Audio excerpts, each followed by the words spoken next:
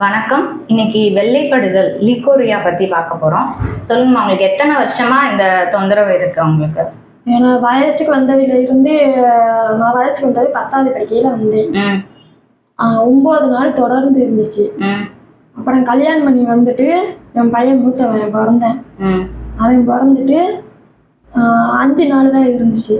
ஆனா கல்யாணம் பண்ணி வெள்ளச்சூடு இருந்துச்சு. எங்க அம்மா இங்க கல்யாணம் பண்ணோம்னா அங்க காரைக்குடி அங்க எங்க வைத்தியம் பார்த்து நல்லா பார்த்துருக்காங்க.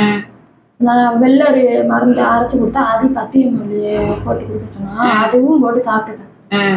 எதுலையுமே கிட்டத்தட்ட எத்தனை வருஷமா நீங்க இந்த வெள்ளப்படுதலுக்கு மட்டும் ட்ரீட்மெண்ட் எடுத்திருக்கீங்க?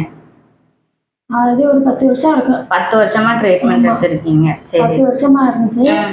இப்ப பையன் பிறந்துட்டு ஆஸ்பத்திரியில போய் பார்த்தேன், வெள்ளச்சூடு படுதுங்கிற வரைக்கும் அதுக்கு ஒரு மாத்திரை கொடுத்தாங்க. அதை சாப்பிட்டு சரியாவே வரல. அப்புறம் இடையில ஒரு 2-3 மாசம் இப்படியே தலை குடிக்கிற தாயம் 2-3 மாசமா நிக்காம வராம 3 மாசம் இப்படியே நின்றுகிட்டே இருந்துச்சு. சரி. அப்புறம் ஏன் இப்படி தலை குடிக்கிற வரல அப்படின்னு சொல்லிட்டு போய் ஸ்கேன் போட்டு பார்த்தோம். நீர் கட்டி இருக்கனாலதான் உனக்கு தள்ளி வந்திருக்க அப்படின்னு சொன்னாங்க. அதுக்குள்ள மருந்து மாத்திரை சாப்பிட்டு வெள்ளச்சூடு மட்டும் நிக்கவே இல்லை.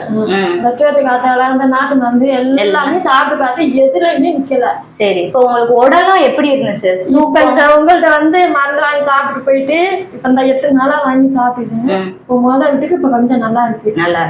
பசி தூக்கம் எல்லாம் எப்படி இருக்கு? அதுல நல்ல பசி நல்லா எடுக்குது. ஆனா சாப்பிட்டுட்டே இருக்குன்னு தூரம் இருக்கு பொழுதுக்கு. சரி, இப்போ உங்களுக்கு இவ்வளவு வருஷம் சரியாகாது, ஒரு வாரத்திலே இவ்வளவு நல்ல ரெக்கவரி ஆயிருக்கு. இப்ப எப்படி இருக்கு உங்களுக்கு? இருந்ததுக்கு இப்ப எனக்கு நல்லா தெரியுது. ஆனா நம்பிக்கையோட தான், அதனாலதான் வந்து பார்த்துட்டு சொல்லிட்டு போலான்னு வந்தேன். இப்பதான் உங்க மூஞ்சில சிரிப்பே வருது. அன்னைக்கு ஒரே குழப்பத்தோடய உட்கார்ந்து இருந்தீங்க. இது எல்லா இடத்துலயும் பார்த்தாச்சு, சரியாகுமா என்னன்னு தெரியல. மறுபடியும் இவங்களும் இதே நாட்டு மருந்துன்னு தான் சொல்றாங்க. எதுவும் பத்தியம் எதுவும் நிறைய ஃபாலோ பண்ணிக்கலாம். பத்தியத்துல நான் இது வரைக்கும் பத்தியம் முடிஞ்ச சாப்பிடல. அந்த வெள்ளரி மட்டும்தான் 3 நாள் பத்தியம் விட்டு 1 மாதம் இல்ல. நம்ம மருந்துல எதுவும் உங்களுக்கு பத்தியம் எதுவும்? அதனாலதான் நான் ரொம்ப டவுட்டா இருந்துச்சு. அது ஆளு பக்கத்து வீட்டுல எல்லாரும் பத்தியமான்னு கேட்டாங்க. அதெல்லாம் ஒண்ணும் இல்ல, ஒண்ணுமே சொல்லல. ஒரு பத்தியமும் இல்லாம ஒரு வாரத்துல எவ்வளவு வருஷம் கஷ்டப்பட்டது இவ்வளவு சீக்கிரமா எனக்கு ரொம்ப சந்தோஷமா இருக்கு. இது வரைக்கும் நான் காசு செலவழிச்சது எவ்வளவோ ட்ரீட்மெண்ட் எடுத்தேன். பெரியாஸ்பத்திரியில கூட போய் பார்த்து அங்கேயும் நாட்டு மருந்து கொடுத்தாங்க. சரி. அங்கேயும் சாப்பிட்டு சரியாக என்ன எங்கெல்லாம் போய் பாக்குறேன்னு தெரியல. என்னால ஒண்ணும் செய்யும். காலையில எழுந்திரிச்சு ஒரு வேலையும் பார்க்க முடியல. அப்படியே படபடன்னு வருது. இப்ப எப்படி இருக்கு? இப்ப நல்லா இருக்கு. ஒரே வாரத்துல உங்களுக்கு எல்லாமே நல்லா மாற்றம் தெரியுது. சிரிப்பு நல்லா வருது மூஞ்சில. முன்னாடி அழுகிற நிலைமையில கண்ணீர் எல்லாம் அப்படியே கண்ணு கிட்ட எனக்கு அப்ப ஒண்ணு உச்சாரம் இல்ல. அந்த வெள்ளப்படுறது இந்த கர்ப்பப்பை கட்டி இருக்குன்றதுனால தைரியம் நம்ம பயமா இருந்துச்சு. இப்ப எல்லாருமே என்ன சொல்றாங்க, நாட்டு மருந்துனா நிறைய பத்தியம் ஃபாலோ பண்ணணும், கேக் சரியாகவே ரொம்ப நாள் ஆகும், இதெல்லாம் எப்ப கேட்கும், இதனால நிறைய சைடு எஃபெக்ட் வரும் அப்படின்னு. நீ எப்படி பத்தியம் இல்லாம பத்தியத்தோட சாப்பிடுங்க நாட்டு மருந்து சாப்பிட்டா அப்படின்னு பக்கத்துல. சரி, இனிமே சொல்லுங்க, ஆயுர்வேத மருந்து எடுக்கிறதுக்கு சொல்லிட்டு நான் ஆயுர்வேத சித்த மருந்து அப்படின்னு சொல்லிட்டு அந்த மருந்து சாப்பிட்டுட்டு இருக்கேன். இப்போ முத இருந்ததுக்கு இப்ப கொஞ்சம் நல்லா இருக்குன்னு சொல்லியிருக்கேன். ஓகே. அப்ப உங்களுக்கு ரொம்ப சந்தோஷமா இருக்குல்ல, இவ்வளவு வருஷம் சரியாகுது, நல்லா சரியாயிருச்சு அப்படின்னு சொல்லி. இப்ப நல்லா தூங்குறீங்களா? காலைல எழுந்து வேலையெல்லாம் இப்ப நல்லா பார்க்க முடியுதா? நல்லா செய்ய முடியுது. முன்னைக்கு இப்போ எவ்வளவோ பரவாயில்ல. அப்ப இன்னும் நம்ம தொடர்ந்து எடுக்கல அந்த நீர் கட்டி எல்லாமே சரியாகி கம்ப்ளீட்டா உங்களுக்கு எல்லாமே நார்மல் ஆயிடும்.